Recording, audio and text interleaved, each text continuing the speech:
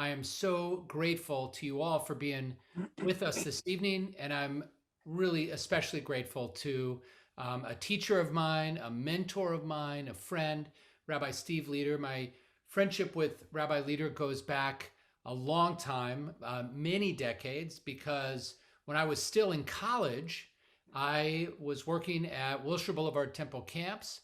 I was at Ginnenling Hilltop Camp. For those of you who are GHC alumni, you got to clap twice. I won't go into the details there, but I was finishing my freshman year in college, and I was hired to work at the camp, and I just had 4 amazing summers. And one of the great experiences of those summers was getting the chance to spend time with Steve and his wife Betsy. And pretty soon Aaron came along as a little baby, and I was just talking with Rabbi Leder, and Aaron's now 31 years old, so I can't believe it. Yeah. But as I was starting my journey to go to become a rabbi, I was still in college, but I was thinking at that time that I wanted to become a rabbi.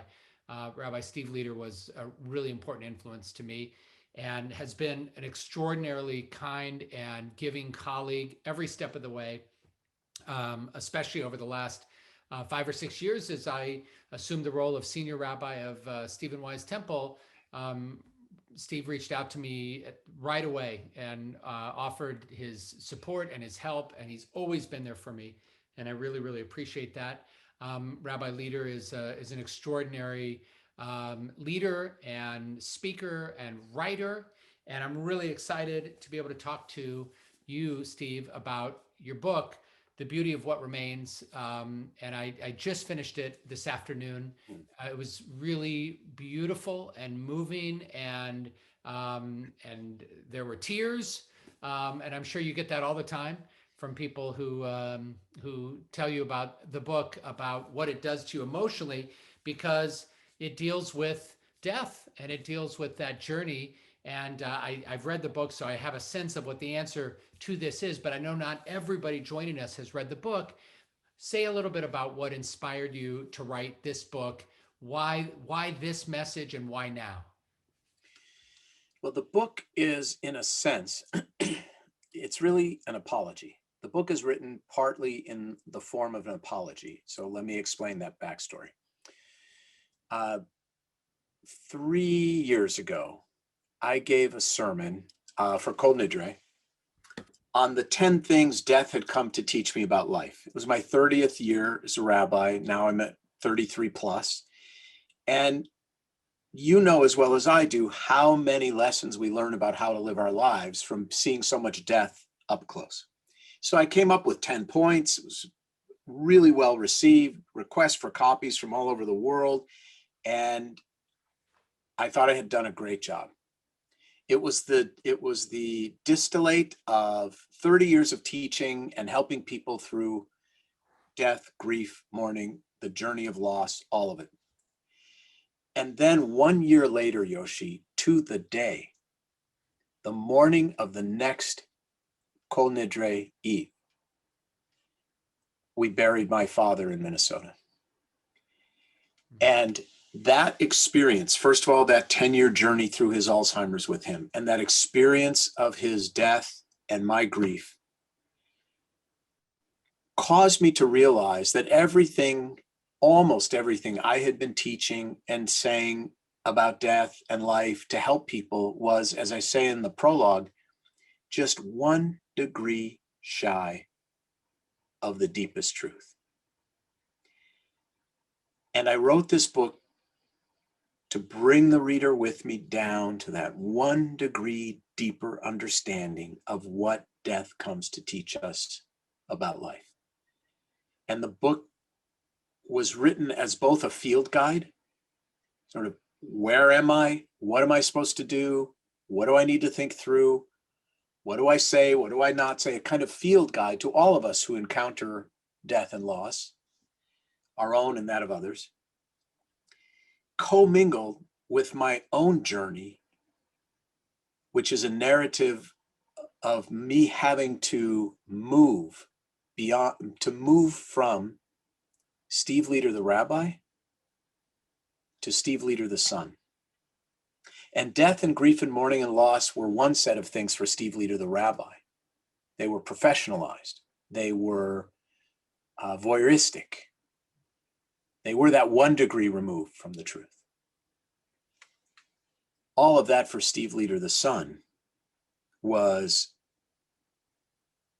intensely more beautiful and difficult. And so that's where these two streams combine and separate within the book. It's really powerful to hear about how, 30 years into your rabbinate, there's this moment where you realize, it's not that I got it all wrong. It's that, as you put it, I was 1 degree off, which is not trivial, but you realize that there was something that was missing. Could you say a few things about some of the things that you got wrong and that you realized, oh, I'd been sitting with families and sharing this wisdom, and then when I lost my own dad, I realized that wasn't the Torah I was supposed to bring. Right. That's right. There's this old Yiddish expression, a half truth is a whole lie. So it's really important to get it right. The first one that comes to mind, Yoshi, is the nature of grief, the journey of grief. You and I know there's nothing more difficult for a rabbi than to carry a family through the experience of burying a child. At least I can speak for myself. There is nothing I do that is more difficult than that. And what I used to do, sitting in the chapel before the service began, I would look you in the eye and say, Yoshi, the most honest and helpful thing I can tell you right now is it won't always hurt so much. Then my father died and I had my own grief, and I don't say that anymore. Now what I say is, Yoshi, the most honest and helpful thing I can say to you is it won't always hurt so often. Now there's a tremendous difference. And what this points to is the way I had to reevaluate grief. I'm 60 years old. How old are you, Yoshi? 51. Okay, so we're in the same generation, but at opposite ends of that generation. My generation, our generation, and the one below us, and the one, frankly, partially above us, we were all raised on the work of Elizabeth Kubler-Ross, who posited stages to death and dying and stages of grief. And I think that is a terrible disservice, that concept that grief is linear and it has stages, that first you will feel A, then you'll feel B, then you feel C, then you feel D, then you're done. And that was not at all my experience of grief. I say in the book that anybody who thinks the shortest distance between 2 points is a straight line doesn't understand grief. It is nonlinear. So I learned to think of grief much more like waves. I think it's a much more helpful metaphor to help people understand their feelings. So the waves come very close together at first, and they're very large. And then they come further apart. And you can even have calm, beautiful seas for weeks, months, years even. And one day your back is turned and you're living your life, and a massive rogue wave of grief comes at you, and it just takes you down. And to extend this metaphor, when we are confronted with a wave of grief, we have 2 choices. The old Steve Leder, when confronted with any kind of wave of challenge or grief, my default setting was, I am going to stand my ground, chest out, face forward. I am going to hold my position because I am stronger than that wave. And we all know what happens when that's your default setting. More times than not, you're thrown upside down against the rocks. You're blinded and gasping for air, anxious and alone. What I learned as a result of going through the grieving process for my father was a different way of managing the grief, which is when those waves come at me, when that wave comes at us, the better way is to lie down, let it wash over you, and just float with it. Just float with it until you can stand up again. And sometimes you can stand up in a minute, and sometimes a day, and sometimes a week, but just float with it. And I think that's a much better way to help people understand where they are with their grief, that there's no wrong way to grieve, and that no one understands your grief really other than you.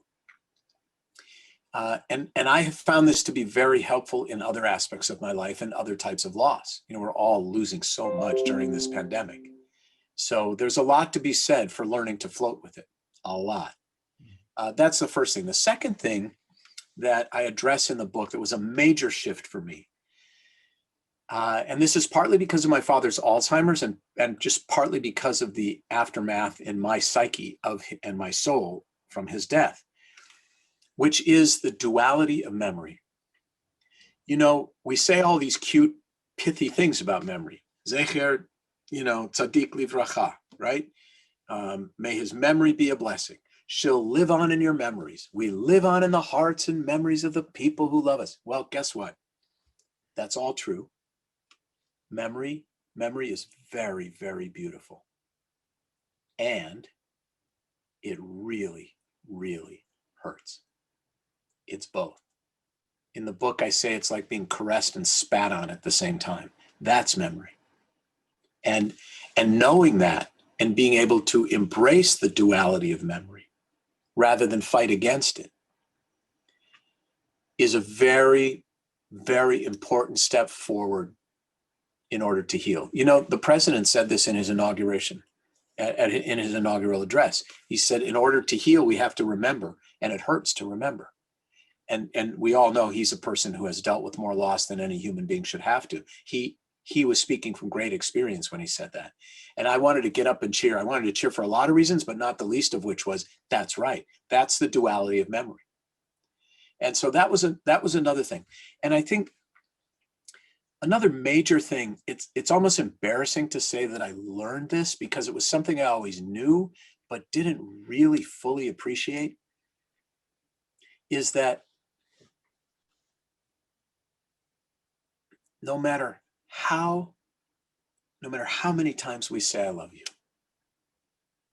no matter how many times we hold the people we love and we're held by them, it's never enough. It's never enough. That is the stuff of life. That is the beauty that remains when we're gone. And I think the pandemic has also taught that I mean, I have an 87-year-old mother in Minnesota. I haven't hugged my mother in a year. I miss hugging people. I miss being hugged by people, you know, and I learned from my father's Alzheimer's during the last part of his life. My father and I, and people who haven't read the book don't know this, but we had a very complex relationship. He was an extraordinarily difficult, harsh, crude, tough guy, very demanding. I grew up in a blue collar working class family, you know, 5 kids in a 2-bedroom house with 1 bathroom. Nobody went hungry, but it was a pretty blue collar life. And my parents, who were married at 17 and 18 and had 5 children before they were 30, didn't really know anything about parenting. And so they sort of ran the house in a kind of militaristic style because it was the best thing they could come up with. And my father had many warm characteristics. You will never meet a more enthusiastic eater in your life than my father. And he loved nature. He loved the sunshine, but he was also incredibly harsh and demanding. During the last year and a half of my father's life, he had lost the ability to speak. And my dad and I learned a new language. We both learned a new language together, which was the language of touch. I would sit next to his wheelchair in the nursing home for hours and just hold his hand in total silence. Just hold his hand. I hadn't held my father's hand since I was a little boy. I would rub his head, give him a scalp massage, and he would sigh. Every time he would smile and sigh, he'd go like this. And I would rub his shoulders and you know, he would smile. And we learned a new way to communicate. And it was beautiful. And that's another lesson that I learned, was there are many ways to communicate our love for each other and the importance of touch. And I could go on and on. I mean, this is essentially the book where the lessons learned, but those are 3 or 4 of the ones that really change the way I help others now through this experience, and change the way in which I think about my father's legacy. Yeah, the nonlinear nature of mourning, I think, is such an important insight, and also that we do each experience it differently. You know, there are certain commonalities that probably everyone would nod their heads and say, "Yes, you know, Rabbi Leder, that's exactly right," and yet we'll each experience it in our own way. Um, there's a beautiful poem by Meryl Feld, who she talks about breaking down in the tuna fish aisle in the grocery Yeah, store yeah. months after her mother passed away. That's a wave. Yeah, That's a exactly. rogue. That's a rogue wave. Exactly, You know. exactly. And there's a point in your book where you talk about I think you're out to dinner with Betsy or maybe at a party, and you're taking, there's a sauce that you're eating, and you're thinking of Lenny, your father, and you're thinking how much he would appreciate that, and you know, and you just want to go home. Just take me home, honey, and just hold me. I don't want to be here. And preparing ourselves for those moments. I think you're right. I hadn't thought about, even though you know I've experienced the loss of a parent, and I've you know I've thought about a lot of these things until I read your book, that piece about stages and how unhelpful it actually is. I, that's such a beautiful insight, such an important one, and I like that metaphor of the wave. I think that's really helpful, and I'm sure you've heard that from a lot of folks, you know, who've been through It this. is amazing how many people have reached out to me after reading that section. It's called An Ocean of Grief. It's in a chapter called An Ocean of Grief, who have written to me and said, that's it. That is my journey. It's nonlinear. It's not even stages mixed up like ingredients in a cake or something. It's it's this ebb and flow and rising and lowering and floating with and being with. And that it's such a simple metaphor, but it seems to unlock so much for people about their own experience, and gives permission to simply say there is no wrong way to grieve. Right. It's also, I think, true of so many other things in life. You know, we are both very fortunate to be able to work with couples and help them around their wedding and around their marriage. And it'd be like saying, okay, here are the stages of falling in love, and it's the same for every person, and here's Right. how it works. And Right. of course, it doesn't work that way. No. And there's all of these other factors and serendipity and just the reality of your own chemistry, and sort of there's a philosophical term um, that I came across when I was studying the philosophy of Emmanuel Levinas, Mm. and it's called ipseity, Ipseity, ipseity. It's the only place I've ever seen it, but it means something that is universally experienced, but it is entirely unique to each individual. So it's like that experience of, okay, well, you Right. could talk about your marriage and I could talk about my marriage, and it's the exact same thing, of course, but not at all, completely different, you know. Right. And you lost your dad, I lost my mom, and so the exact same thing, right? Yes and no, totally different because of all the experiences. That's right. That's right. That's exactly right. What do you say?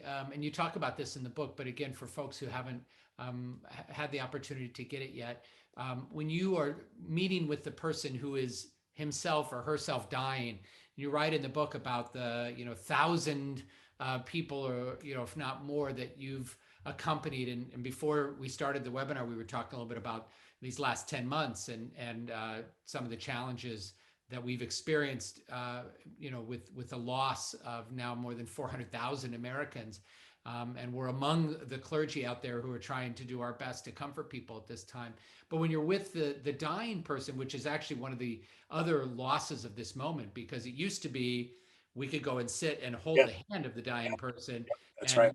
and help them with their vidui and be there with them. And that touch, and countless times in my career, and I'm sure more for you, I've sat at that bedside and held the hand of sometimes an unconscious person, and I've said the Shema with them, And you've probably had that experience where this person who's barely conscious starts to recite Shema with you, you know. So And that's I don't taking, know about you, and die very shortly thereafter. yeah, amazing. But what are some of the things that you have learned to say to the dying? Because another insight that I found to be really beautiful in your book is about fear. That um, all of us, I'm sure, at times in our lives, we're afraid of our own mortality, the reality of our own finitude. But you write that in the end, nobody's afraid. So I'm interested in that insight, but also in some of the things you do share with those people that you meet with. Well, let's start with your last insight, which is I literally have been at the bedside of at least 1,000 dying people, and I ask, and by dying, let me be clear, I'm talking about actively dying. What in halakha would be called a goses, someone who is 3 days or less away from death. And I ask, are you afraid? And they know exactly what I'm asking. And the answer, 100%, Yoshi, 100% of the time has been no. Now, people who are dying have some fear, but it's not fear for themselves. They're afraid for the living. Are the kids going to stay together? Are they going to take care of mom? Is everyone going to be okay? They have some worry about the living. They have none for themselves because they are at a point in life where dying makes complete and perfect sense. They come to a point where more is not better. And not one person who is actively dying has ever said to me he or she was afraid. Now, the counterintuitive good news about this for people who are anxious about dying, who come to you and say, I'm so afraid of dying, this gives you great credibility and authority to look them in the eye and say, well, if you're afraid, today's not your day, right? Anxiety's for the living. You're going to be fine today. Right. Unless you're planning on getting in a car accident or being hit by a bus or something, you're not dying. Because people who are dying are not afraid. So that's extremely comforting, I think, to a lot of people. Now, what do you say? What do you not say? I want to offer just a general operating principle for all of us. And we are all faced with this challenge of going to visit a dying person or going to console mourners. I get these calls. I'm sure you do too. Hey, Steve, my best friend from college was just diagnosed with pancreatic cancer. He's got 3 to 6 months. I'm flying back to New York to say goodbye. Tell me what to say. And my answer is always 3 words followed by 2 words. The first 3 words are just show up. Just go. Just show up. Walk in the door, right? And the second 2 words, which are crucial, be authentic. Don't walk in that door with this long, phony, poorly acted, sad face. Oh, Yoshi, I'm so sorry. It's so terrible what you're going. This whispered, sad. That's not what you need. The dying and mourners need us to be with them in death exactly who we are with them in life. If you're a joker, joke. If you're a feeder, feed. If you're a hugger, hug. If you're a listener, listen. If you're a hand holder, hold hands.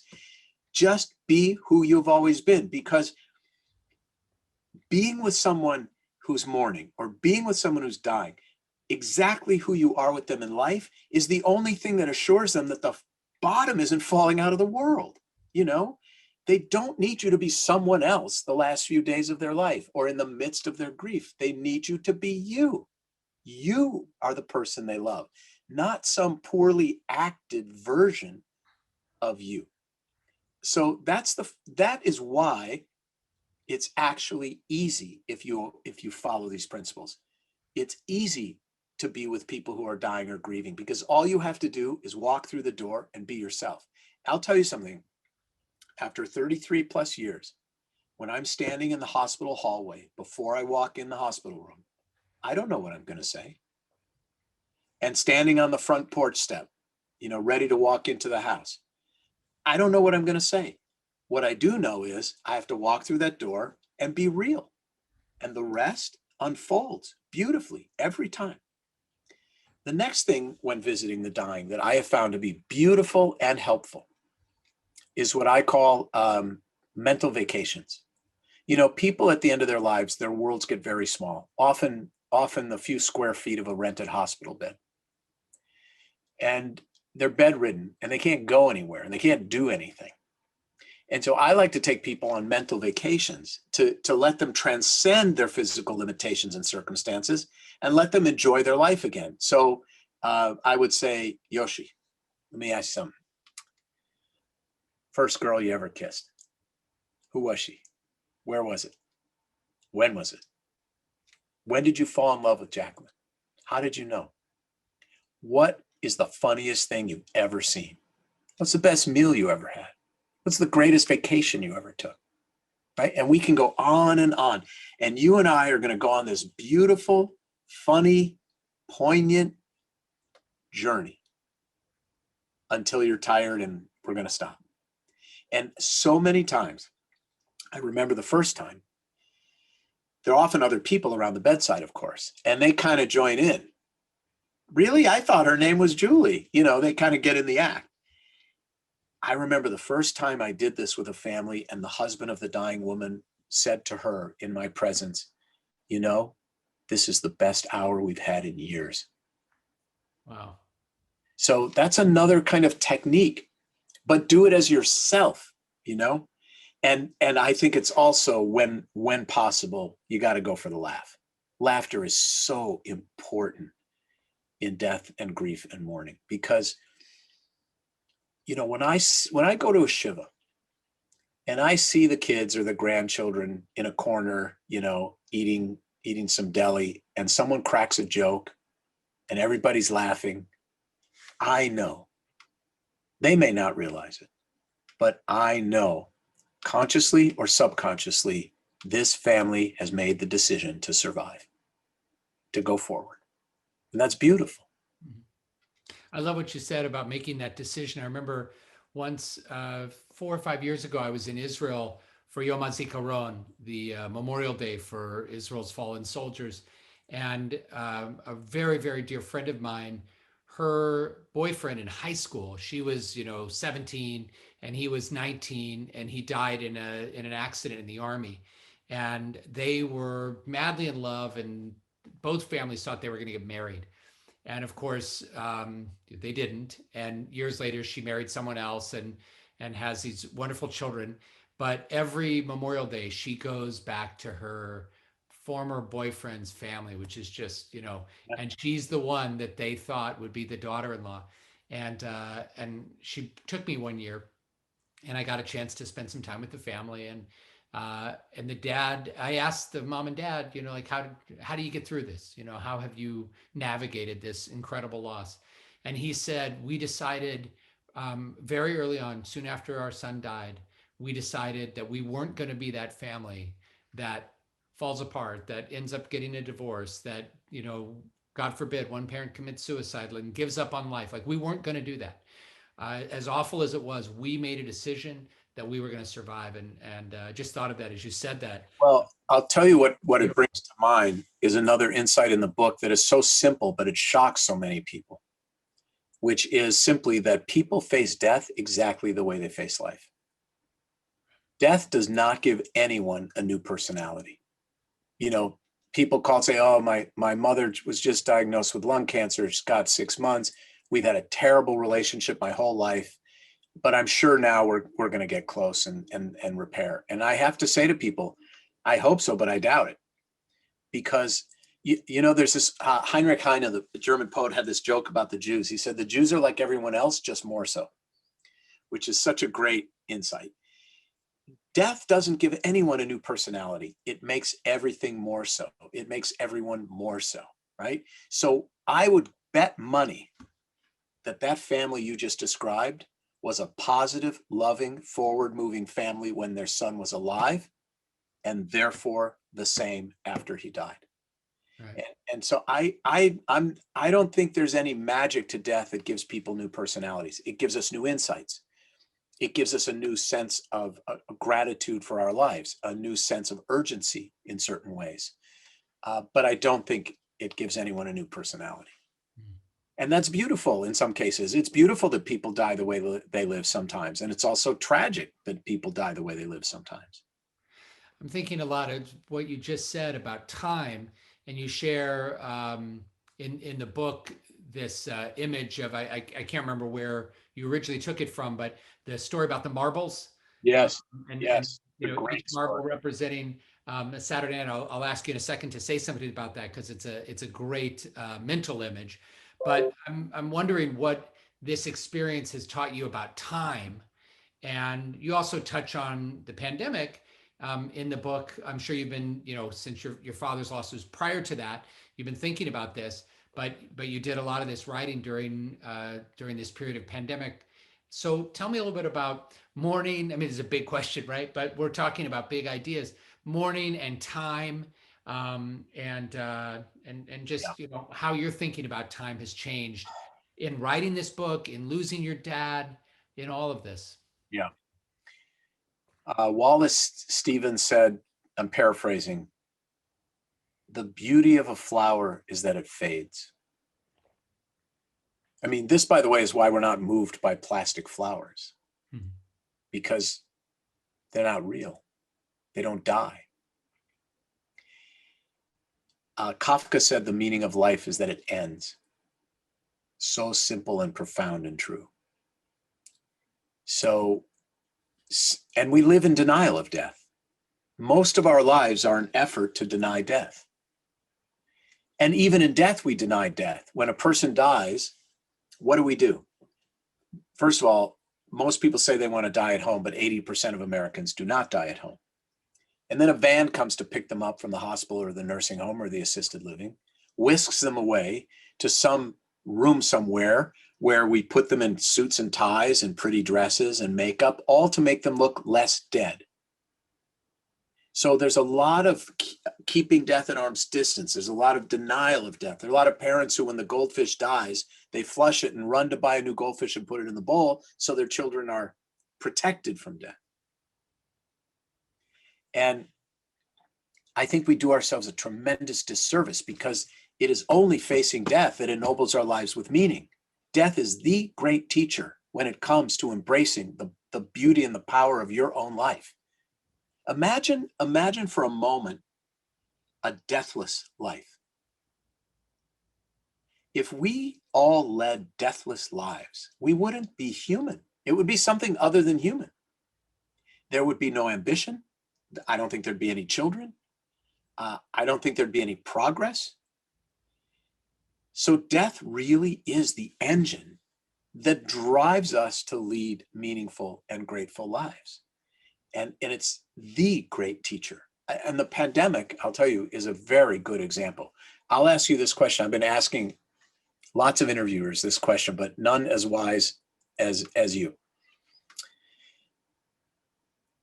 Do you think if this virus lacked the lethality that it has, this aggressive lethality that ravages people, do you think the world would have paused and we all would have changed our lives in such significant and in some ways very positive ways?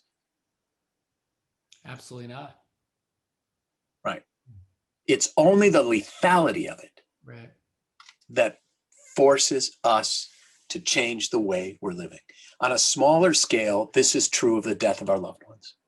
And I'm not telling you, hey, didn't that guy just say we don't get a new personality and we face death the way we face life? Yes, but we get more so.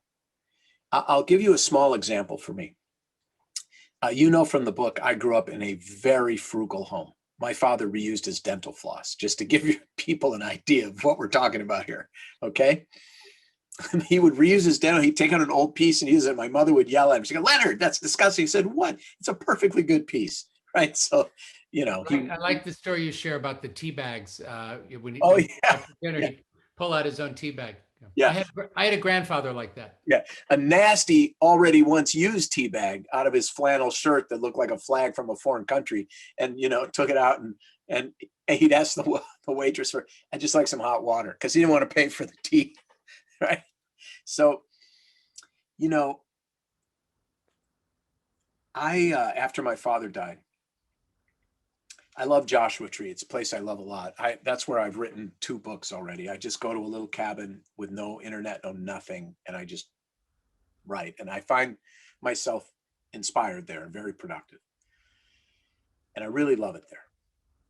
After my father died, I decided to buy a piece of property in Joshua Tree. But what I was really deciding to do was to change my life in a few years, because I want more time with Betsy and my kids. You know, guys like you and me, we give up every weekend. Every weekend. We're not home watching football Sunday. We're doing a baby naming or a wedding or a bris, or we're in the religious school, you know, and I've done that for 33 years. So I went with my son. My son found a great piece of property, 10 acres with some boulders. We went to see it, and it was a price I could afford. And I turned to my son and I said, let's do it. And I started crying. I just started weeping. And I hugged him and I was just weeping in a way I rarely do. And he kept saying, Dad, what's wrong? What's wrong? You know, sometimes it's still hard. And I said, I really miss Papa right now. And I want you to feel that way about me when I'm gone. And that's why I'm doing this. I want us to be together. I want us to have a place where we're all together. And I just broke down and wept. I never would have spent that money or made that move before my father died. You know, there's this new use, grammatically incorrect as it may be, of being woke now. Death is the thing that wakes us up like nothing else. And that's why it's so important to learn its lessons. Thank you. That's beautiful. And that image of, you write about the time that your parents would spend in the desert. So being so close, there must be some comfort in that. Yeah, that's part of it. In the book, you talk a little bit about life after death, what comes next. And obviously, none of us knows, but our Jewish tradition does not believe, by and large, that this is the end. There's lots of voices in the tradition, but the normative belief is that there's Olam Haba. And actually, one thing that I think we've robbed many of our congregants of, and many Jews of, is that hope and that possibility. I'm wondering, as you think about what comes next, how has your experience of losing your father and some of these other kinds of moments that you've shared, how has that changed the way you think about what happens after we die? Profoundly. First of all, I think any of us, and that's probably most of us watching tonight, but you and I exponentially more, have had the experience of looking at a dead body. And any one of us who looks at a dead body knows how abundantly clear and obvious it is that that is not the person we knew and loved. That is an empty vessel. And that there is so much more to us than our corporeal being. Now, where that something else goes, which you and I would call a soul, but other people call a spirit, an energy, an essence. I don't really care what word people use, whatever their psycholinguistic choice is for whatever reason. We're all talking about the same thing. There is so much about us that has nothing to do with our bodies. And I can only speak for myself. One can only be an authority on one's own grief. No one else's. My relationship with my father since he died is different and more beautiful in many ways than it was when he was alive. I discover him almost every day. He makes me laugh. He reminds me to be humble. He comes up with just the right Yiddishism or word to describe what I'm looking at. That story you told about me being out at a restaurant and taking a crust of bread to wipe the last molecules of sauce off the plate and eat it. That's my dad. And he's deeply within me. And then there are these signs, which I no longer dismiss because I've just heard too many examples of it. There's an example in the book. This might be a little longer explanation than you bargained for, but there's an example in the book of an encounter I felt I had with my dad after he died. When we were little kids, I've already talked about sort of how harsh our upbringing was. However, every Sunday we had this ritual. My dad would say, Sunday is fun day. And we all got in a blue Chevy station wagon, all 7 of us, and we would go for a ride. Of course, we were going for a ride somewhere he wanted to go that had nothing to do with where his kids wanted to go, but that's another story. And in the car, my father always sang, "You Are My Sunshine" to us. He had this repertoire. How Much Is That Doggy in the Window, You Are My Sunshine, and a couple Hank Williams songs. And I was in Palm Springs at my sister's empty house working on a chapter in this book, the chapter about assisted suicide. It's a dark, heavy chapter. And I decided to go out for a walk around a golf course that my father and I had walked around 100 times when they had a condo in the desert. And as I was walking and thinking about my dad, on the back porch of one of those golf course homes was a big wood sign with the lyrics to You Are My Sunshine on it. And I just started to cry. And then I texted my 4 siblings, and it turns out each one of them was up that night thinking about our dad.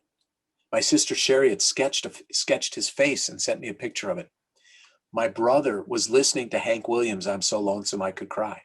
There are all these, and I thought, who am I to question this? My wife's best friend died 15 years ago of stomach cancer. Every year on her birthday, she sees a ladybug. So look, maybe it's a projection, maybe not, but it's very meaningful to me. It's a real connection. So I laugh with my dad and I live with my dad now, and that is its own kind of afterlife. And more we cannot say. Of course, you have to die to realize what's really happening in the afterlife, and no one's coming back to tell anyone about it. But there's an awful lot that says to me, we live on in ways that the living cannot really know. That's beautiful. I can't remember which of my teachers would quote this, but he would quote Reinhold Niebuhr, the great Protestant theologian, who'd say, "Never trust anyone who talks too much about the furniture of heaven or the temperature of hell." Yeah. Meaning we just don't know. You don't know.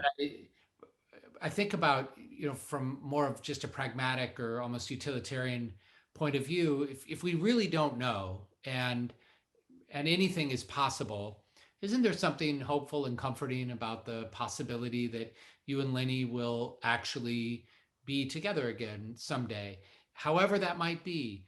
Yeah. I love that. And the same thing that you said about, I will do you one better. yeah, We're together now. right, right. Absolutely. That meal that you were having and the Yiddishisms, that's all the time. But I remember one of the first times I saw a dead body, and I had that thought that you just shared, which is, I was actually at an airport. I can't remember where I was going. I was in college, and someone died, like had a massive heart attack and died. And it was one of these things I didn't quite see what was going on. And the next thing, there were paramedics, and then this guy was dead. And when I looked to see what had happened, I'd seen him. Like we hadn't had a conversation or anything, but I Yeah. had seen this living being, and now 20 minutes later, he was gone. And I remember thinking about exactly that there's something was animating him with life and giving him a personality and making him him. That's And right. where did that thing go? Where did that energy go? So Yeah. I love thinking about that possibility. My aunt tells these stories about my mother. They were very, very close, and she'll tell me about times there was a man who came door to door, and he was selling brooms, and your mom was there, you know, Yeah, yeah. and The it's like, old broom salesman I was story. like, you know what? It could be, you got to sell those brooms. Um, I wanted to actually I wanted to share this just because it's fun and just I did warn Rabbi Leder, but everybody, this is this is when I was working at camp That's with great. Rabbi Leder, and I don't know who that long-haired hippie is, but there we That go. is so great. We had Yeah. a lot of fun there, didn't we? I learned, I tell you, I learned so much. You and Rabbi Shelley Donnell. Bob I learned Davis was so there. I learned so much from you guys about leading worship, and I got to spend some time with Rabbi Fields of blessed memory and Rabbi Wolf of blessed memory. Yeah. Karen Fox, Rabbi Fox would come up. Yep. I learned so much from you guys. So I have one more serious question. Then I want you to share a joke because one Okay. thing that I loved about the beginning of the pandemic, I had some wonderful phone calls with you and some colleagues just trying to map our way through it, and you would always end with a joke.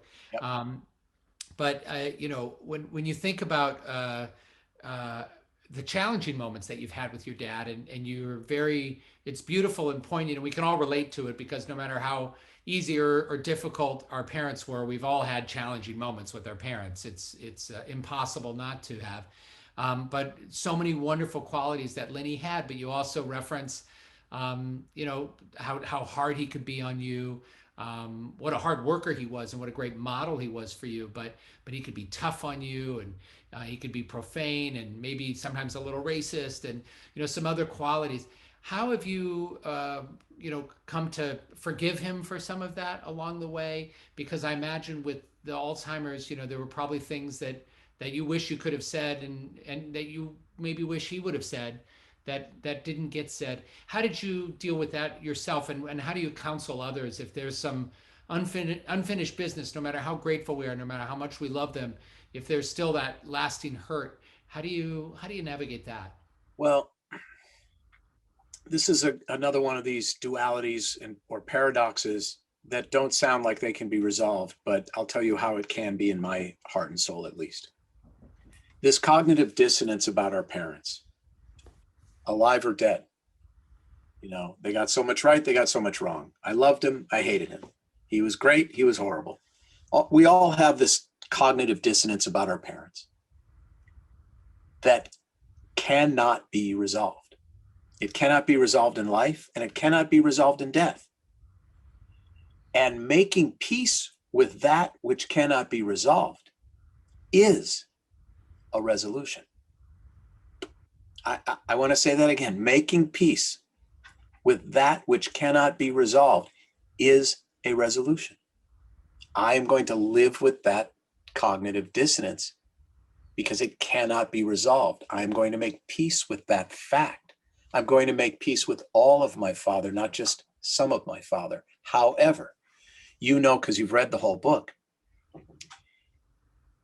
in the epilogue, I talk about this, I think, very powerful idea in the Talmud, this verse that says, the son acquits the soul of his father. The son acquits the soul of his father. Our job is to take that dissonance, glean from it what is beautiful and ennobling, and to lead our lives with that beauty and that nobility. And that is exactly what I meant when I called the book The Beauty of What Remains. That is what it means to honor the soul of a parent, to acquit the soul of a parent, to hold on and to live with the beauty of what remains, and to be at peace with all that wasn't beautiful. And that, to me, is what it means to lead a meaningful life.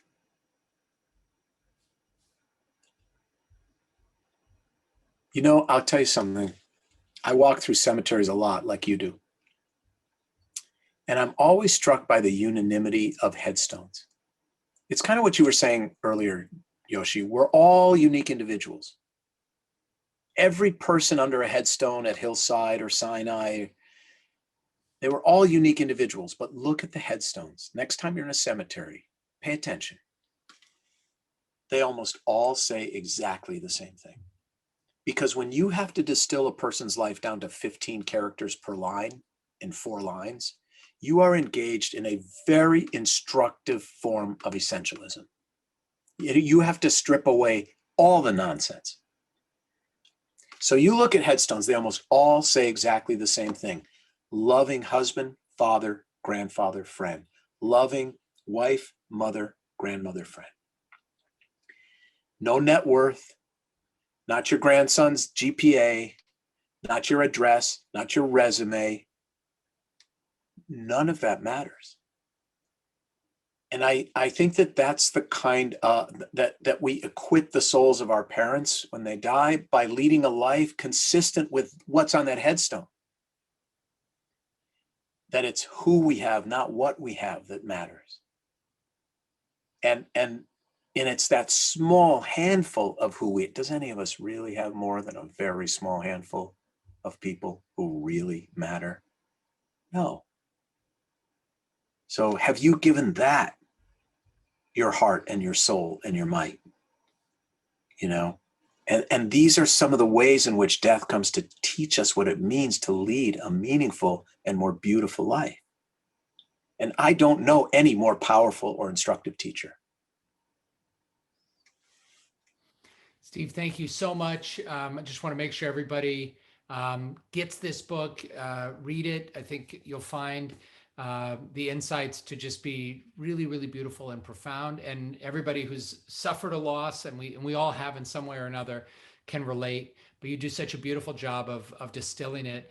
And you use this expression that there's a Yiddish Hebrew name for your firstborn son. Your my little Kaddish, my Kaddish, because that's the one who's going to say Kaddish for me. And you talk a little bit about you being that for your dad, Lenny, and that story you just shared with you and Aaron in the desert. And I'm thinking of my own memory of him as a little baby boy. It's a beautiful, beautiful image. May his memory always be for a blessing your fathers, and may you go from strength to strength. And I feel in some ways silly to ask you to tell a joke at this point, but you said that if you're a joker, you joke. If you're a hugger, you hug. If you're a feeder, you feed. So over, like I said, the first few months, especially of the pandemic, these phone calls when we were all just wondering, oh my God, what do we do? You, Steve, would always end with a joke, and the book has some really good ones. But what's a good one that connects to some of our themes tonight of memory and loss and love? Well, I can't think of one off the top that would tie up our conversation tonight. So I'm just going to tell you my favorite joke in the book. Okay. By the way, we still end all our clergy meetings. We meet twice a week on Zoom. Somebody's assigned to tell a joke to end every meeting, because, as I said before, humor is one of those things that reminds us we're going to go forward, and the bottom isn't falling out of the world. So we're still doing it. So I'll just tell you my favorite. I'm doing a 90-second, the Stryker Center, Temple Emmanuel, New York. 2 nights, Thursday night, I'm doing an event with Bob Saget, and who people don't realize this about Bob. His parents lost 4 children, and he almost died when he was 20. So he's very thoughtful about loss and moving on, and the use of humor. And this was his favorite joke in the book. Okay, so if you don't think it's funny, blame Bob Saget. Don't blame me. All right, it's a little off color, but I think your flock can handle it. Okay. All right. There's 3 elderly Jewish women sitting by the pool at an assisted living complex. They see a guy sound asleep on a chaise lounge in the corner. He's sound asleep. He's completely naked, but he has a towel over his face and a towel, over his privates. So one woman says to the other 2, "Who's that guy over there?" The 2 go, "I don't know. Let's go find out." So they walk over there. The guy's sound asleep. First woman walks up to him, gently lifts the towel over his midsection, takes a look, puts the towel back down, and she says, "It's not my husband." Second woman walks up, lifts the towel gently, takes a good look, puts it down. She says, "It's not my husband." Third woman walks up, lifts the towel, takes a good hard look, and she says, "He doesn't even live in the complex." The true story. True story. Right. So in honor of Lenny, I want you to know I've been working on this tea bag all day. You got to save that for tomorrow too. This is like my fourth cup. That's good. Rabbi Steve Leder, thank you so much for being with me, and thank you for just being a mentor and a friend. The beauty of what remains. Thank you, everybody, for joining us. And I just want to wish everybody health and hope. Hang in there, everybody. We will get through all of this together. Thank you, Yoshi. I'm proud of you. What you're doing at Wise is incredible. Keep it up. Thanks, everyone.